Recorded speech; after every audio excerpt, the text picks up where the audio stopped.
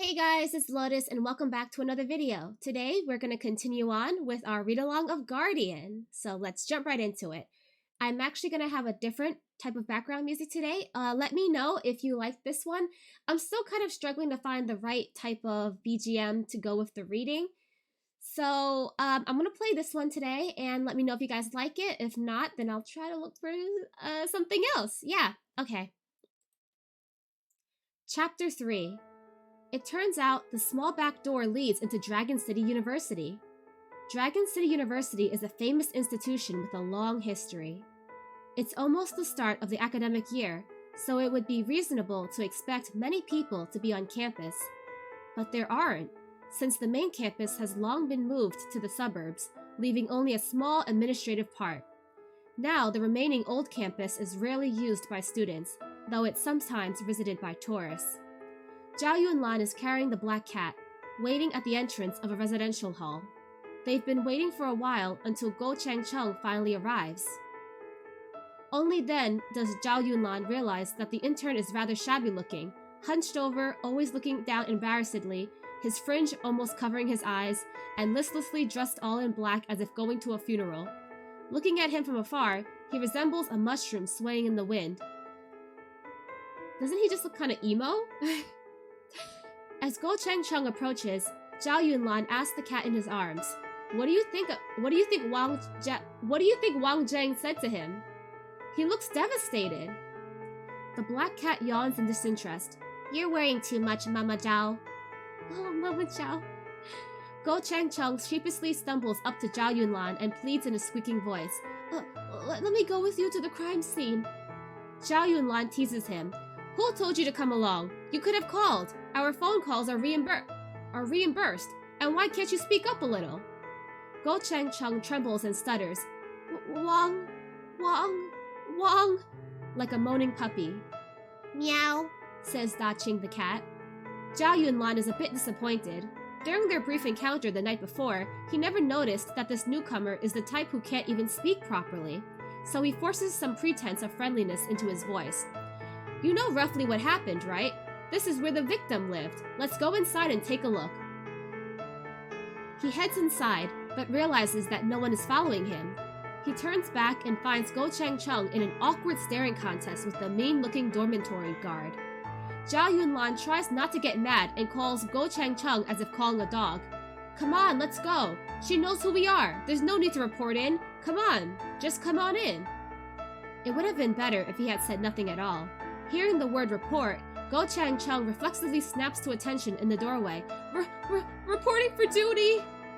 He realizes his error immediately and freezes in the dormitory doorway, red-faced. Zhao Yunlan's first impression of Go Changcheng can be summarized in 3 words. What an idiot. Room 202 is a standard student apartment for 2. The black cat bounces off of Zhao Yunlan and begins scavenging thoroughly under the bed, under the closet, and on the windowsill. Suddenly, it smells something by this window and sneezes heavily. After the big scare the other night, Go Changcheng examines Chief Zhao closely, and to his relief, he realizes that the handsome boss has a shadow in the daylight, and his exhausted and messy look after working overtime confirms that he is indeed human. Thus reassured, Go Changcheng eagerly follows the chief. Zhao Yunlan takes out a pack of cigarettes from his pocket, puts one in his mouth, and lights it up swiftly. He leans forward and gives the cat a pat on the butt, so that it knows to step aside. Finally, he blows a cloud of smoke on the windowsill. It's not a choking kind of smoke at all. Infused with the scent of mint and fresh greenery, and mingling with the faint smell of his cologne, it makes whoever sees him feel rather carefree and relaxed, impressed by his confident air despite his unusually sloppy appearance. Look, Zhao Yunlan says. Go Changcheng looks towards the windowsill, and to his amazement, a handprint has emerged where there was nothing a moment ago. Zhao Yunlan calmly gives the windowsill a sniff. It's not particularly stinky, only a cat like you could pick it up. The black cat replies, It's not it? Go Changcheng is frozen in terror. Stunned, he stares at the talking cat, trembling helplessly. Zhao Yunlan thoughtfully shakes his head amidst clouds of smoke. I'm afraid not. Deadly things don't smell like that. He opens the window, turns around, and sees the stupefied Go Chang-chung, visibly horrified. It's clear that his entire worldview has been toppled, his nerves tied in butterfly knots. Unable to resist tormenting him a bit, Zhao Yunlan tells him, "Hey kid, you go up there, see what's outside the window." Go Chang-chung only replies with an, come on young man, wise up and go up there." Go Chang-chung gulps nervously and helplessly stares at the window, too high off the ground for him, but it takes just as much courage to turn back and tell the chief that he can't do it. Finding himself in a dilemma, the poor kid reluctantly slinks up onto the windowsill like a snail, clutching the window frame as tightly as he can. All he dares move is his head, and he looks around with great difficulty, cautiously peering out the window. Suddenly, he sees a reflection on the window pane, and the hair on his entire body stands upright in fear. To his astonishment, the reflection on the window is not just his own figure. There's another shadow! Inexplicably, a human skeleton can be seen lying right beside him, its arm extending through his ankle and onto the windowsill where the hand mark is, looking into the apartment. Go Chang-chung looks at the windowsill, but there isn't a single thing. He cannot believe his eyes. His chest freezes in pain, and it's getting hard to breathe. Then, the skeleton turns its head towards him and looks at him through the reflection. There seems to be a small person in the skull's hollow eye sockets. The person is covered in a black cloak, mysteriously shrouded in a cloud of black mist, and holds some strange object. Go Chang-chung hasn't yet figured out what that strange object is when he's interrupted by a voice from below. "Hey student, what are you doing up there?" Startled by the sudden sound, Go Chang-chung slips on some lichen on the windowsill and tragically falls victim to gravity. With rapid reflexes, Zhao Yunlan rushes forward to grab him, but is a split second too late and only manages to grab his hair. Go Chang-chung wriggles in pain. Zhao Yunlan's hand slips and down he falls. The black cat sits calmly on the windowsill and sluggishly wags his tail. Meow. Shit. Zhao Yunlan rushes out of the room and dashes downstairs, swearing, "This knucklehead!" Fortunately, a man standing below gives Go Chang-chung a hand to get up. The man is lean and tall, yet formally dressed in a white, long-sleeved shirt and pressed pants even in the heat of summer. The rimless glasses on his straight nose, as well as the lesson plans in his hand, give him a cultured and pristine ear. "Are you alright? Do you know how dangerous that was?" Go Chang-chung doesn't reply, and instead looks back up at the windowsill to confirm that there indeed is no skeleton. It seems that the skeleton hanging outside the window and the black-robed figure in its eyes were all a figment of his imagination. Go Chang-chung sits on the ground, dumbfounded. "Your legs are shaking, huh? Be more careful next time."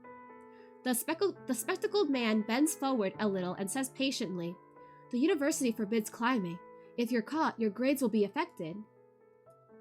Go Chang-chung's head droops lifelessly. He thinks maybe he's completely useless after all.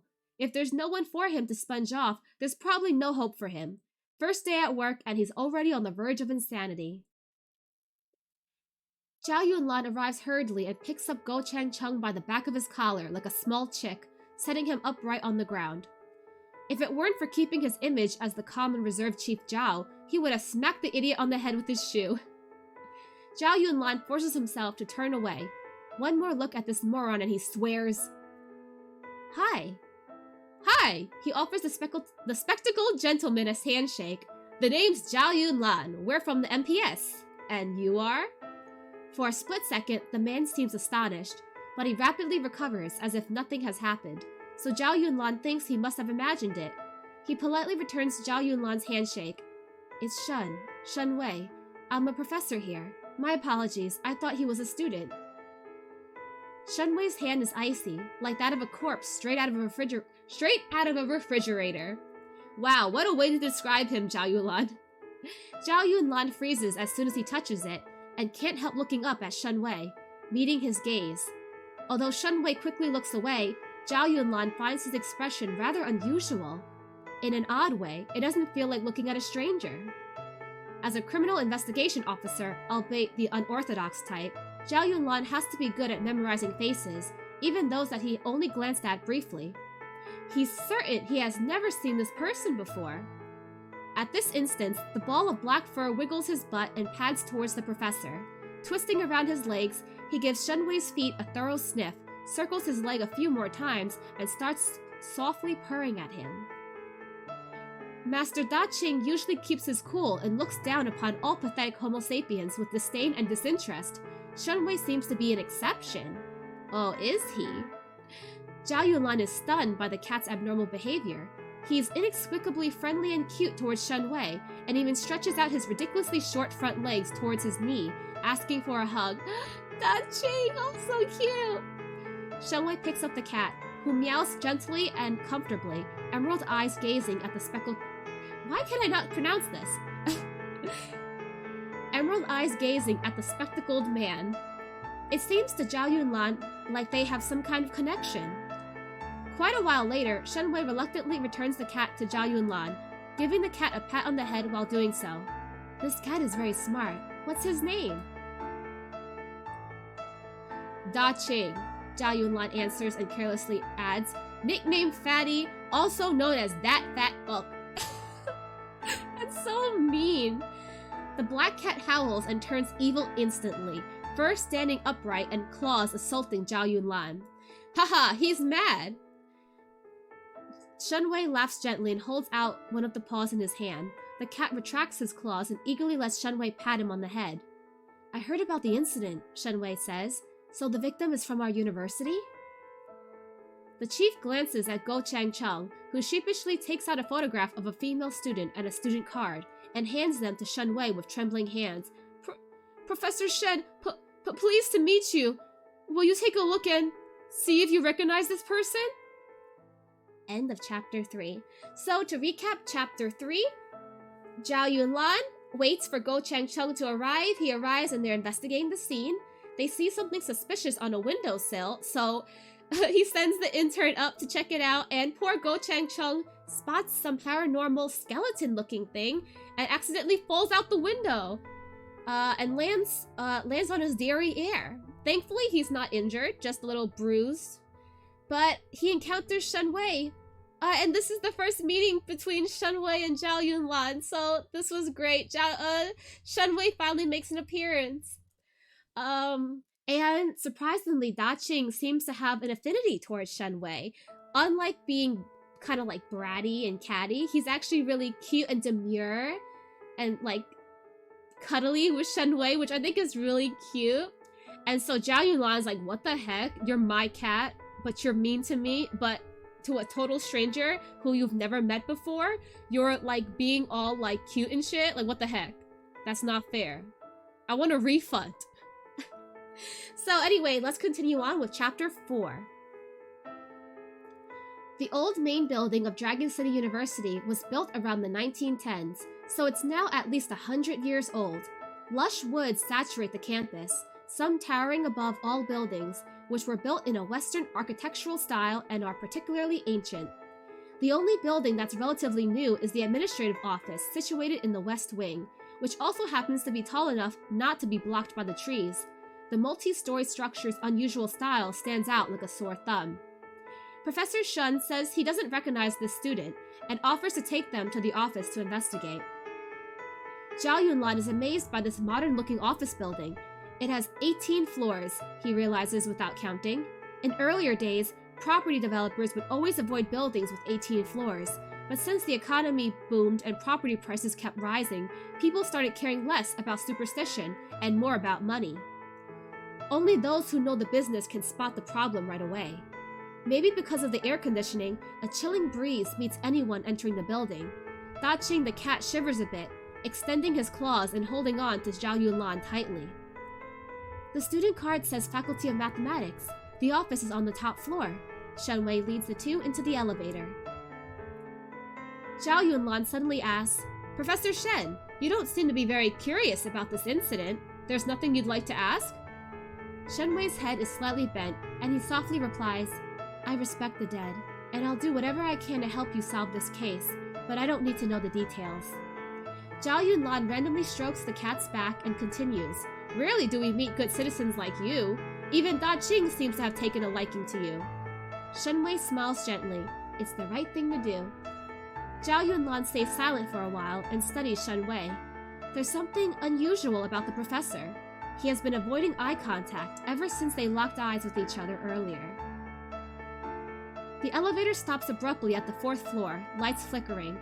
Go Changcheng looks at Chief Zhao in panic and desperation, but Zhao Yunlan is very calm, still intently scrutinizing the professor.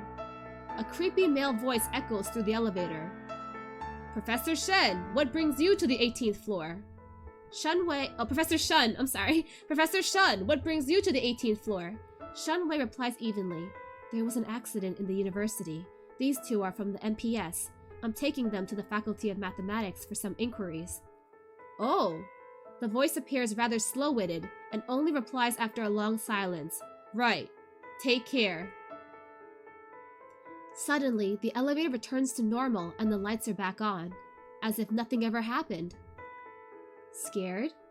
Shen Wei turns around, still avoiding Zhao Yunlan, and explains to Go Changcheng. That was a security guard. Last semester, a student jumped off the building from the top floor. Since then, whoever's not from the faculty will be questioned before they can go up to the 18th floor. Go Changcheng is relieved and giggles embarrassingly. And here I thought it was... Something supernatural? Shen Wei asks, half-jokingly. Go Changcheng's face turns a sickly color. Zhao Yunlan has other worries. This office building with terrible feng shui, and the professor who inexplicably avoids eye contact. They're equally bizarre. As for the responsible security guard, perhaps he's not just a security guard after all. When they finally stagger out onto the 18th floor, it's entirely empty and so cold and wet that no mosquito or gecko would ever settle here. Zhao Yunlan sneezes abruptly. Shen Wei turns around swiftly. Have you caught a cold? Although he's still not looking at Zhao Yunlan's direction, his query is surprisingly genuine. Perhaps because of his personal temperament, Professor Shen bows and nods with the air of a perfect gentleman. Even though his expression when talking to Zhao Yunlan is a bit unnatural, it doesn't make him feel uncomfortable. Zhao Yunlan rubs his nose lightly. No, I'm just allergic to the smell of mind-boggling, never-ending math homework. Shen Wei wears a kind and reserved smile. Don't laugh at me, Zhao Yunlan jokes. I'm telling the truth, Professor Shen. When I was a student, none of the teachers liked me, and my class teacher even said that I would grow up to be a gangster. Who would have thought I'd end up where I am today? When I saw him years later, guess what he said to me? Shen Wei seems to be listening curiously. What? That cynical old man said, Zhao Yunlan, you see, I was right. You've become a uniformed gangster. Chief Zhao is experienced in diplomacy and very good with courteous small talk. He can easily put people at ease. This math homework joke alone has gotten Go Changcheng quite loosened up. Perhaps he empathizes with the chief and follows him around more eagerly. But Professor Shen, when he listens to Zhao Yunlan, his expression is so filled with attentiveness and interest that Zhao Yunlan gets the impression what he's saying isn't small talk, but some highly complex and important issue to which Shen Wei must dedicate all his attention. But though he listens, he never looks at Zhao Yunlan, and though his smile appears warm and courteous, the more Zhao Yunlan looks at it, the more he realizes how formal it is, almost as if painted on. Zhao Yunlan is suspicious of how his face can keep smiling for so long. It's because he's in love with you! He's in love with you and he's shy and embarrassed so he can't look you in the face, but he looks at you like you hold the stars in your hands. You're his whole world, Zhao Yunlan. You will find out soon enough. The three walk and talk like this for a while, the sound of their footsteps echoing through the corridors. And amongst that and their laughter, the fourth man's footsteps blend in, unnoticed. Rustling and coarse, like the sound of soft-soled cloth shoes. The administrative office is built in the style of so-called tower buildings, with the elevator in the middle and each floor in a circular shape around the center. As they move forward, Go Changcheng notices that Chief Zhao's wristwatch has been undergoing an uncanny change. From the center of that watch, where the hour and minute hands meet, a touch of crimson begins to spread like water ripples. Go Changcheng hesitates for a while, then whispers, Chief Zhao, your watch! What? Has it turned red? Zhao Yunlan turns back with his iconic smirk on his face. Do you know why? Go Changcheng shakes his head. Ghosts love red, Zhao Yunlan says, grinning. Since this building has bad feng shui, there's probably something evil lurking in the shadows, playing tricks on us. Go Changcheng's face turns pale. He turns his head stiffly to look at the watch once more. But this time, he sees the reflection of an old lady. She's rather plump, dressed in all black, and glaring at him vacantly. Go Changcheng stops in his tracks. Zhao Yunlan laughs, flips a small switch on the watch, and the case is suddenly filled with mist, which washes the bloody color away. The wristwatch instantly returns to normal. No bloody red, and no female ghost. You've never seen color-changing watches? Silly kid, so gullible. Zhao Yunlan teases the trainee, but then swiftly turns to Shen Wei. Professor Shen, I assume that as an intellectual, you don't believe in ghosts? Professor Shen adjusts his glasses, still avoiding eye contact with Zhao Yunlan, and replies slowly, as the old saying goes, the wise never speak of that which is out of this world. Nobody knows if there are ghosts, so there is no need to dwell on it. If we can't even understand our own lives fully, why should we care about what's beyond us? A very educated reply, but it seems Shen Wei didn't really answer the question after all. Since Zhao Yunlan couldn't get anything out of him, he changes the subject. Professor Shen, you teach the arts, I suppose? Yes, I teach Chinese and a few art electives. I see. By the way, I heard from some friends in the property business that new residential buildings nowadays are rarely built like this building. Only giant commercial buildings are. It really is bad feng shui. Very little natural light indoors, and difficult to maintain. Zhao Yunlan takes out a pack of cigarettes. Is smoking forbidden here? Shen Wei shakes his head. Zhao Yunlan takes a cigarette and lights it with one hand, the other hand still in his pocket. A cloud of white smoke swirls out of his mouth. Shen Wei frowns. Tobacco is bad for your health, Chief Zhao. You're still so young. Better not smoke too much. Zhao Yunlan smiles gently and doesn't reply. Smoke covers his face and obscures his expression. Ashes fall from the cigarette and land in Shen Wei's shadow. Zhao Yunlan looks at the ground, fans away the smoke, and replies, This job is rather stressful. I often have to work overtime, so inevitably, I have some bad habits that I just can't get rid of. Shen Wei looks like he wants to say something, but only frowns, and then unexpectedly changes the topic. There aren't many faculties that use the old main campus. Only a few floors in this building are occupied. The other rooms are all vacant, around this corner, and we're there. Cool and shadowy places are prone to mold and moss, and perhaps also other things. For unknown reasons, the corners of this building are close to right angles, while the corridors inside circle around the center, giving the interior a most bizarre structure and people the possibility of bumping into each other quite often. Shen Wei leads the group. Zhao Yunlan, holding the cat, follows, and Go Changcheng comes last. As they approach the corner, Go Changcheng has an inkling that something might leap out of the shadows. He anxiously stares at the dim corner. Suddenly, he realizes that within the shadows, something is moving. It's as if someone's hiding there, and from the darkness emerges a shape. It's a hand. Dun dun dun dun. End of chapter 4. So, to recap chapter 4, Shen Wei is taking Zhao Yunlan and Go Changcheng and Da Qing to the 18th floor to investigate, to go to the mathematics department, but also to investigate. And Zhao Yunlan is really suspicious of Shen Wei. Shen Wei won't make eye contact with him, and his smile seems to be a little forced. And he seems a little restrained. I wonder why. Now, Zhao Yunlan even tries to test his theory. He has like the red on his watch to test if any ghosts would be attracted to them. And he also threw some smoke ash from his cigarette onto Shen Wei's shadow. And I wonder what that would do. I wonder if that would affect a ghost if you threw something. I mean, Shen Wei has a shadow, so Go Changcheng is like, oh, this guy is safe. He's not a ghost or a dead person or something. I can trust him. But Zhao Yunlan thinks a little differently. What he doesn't know is that Shunwei is just really in love with him and embarrassed, and you know, just he doesn't know how to talk to his crush properly, so he's just not making eye contact. But he's really in love with you, Jia Yunlan. So just know that. Please don't suspect him too much. He's just a guy in love. Yeah.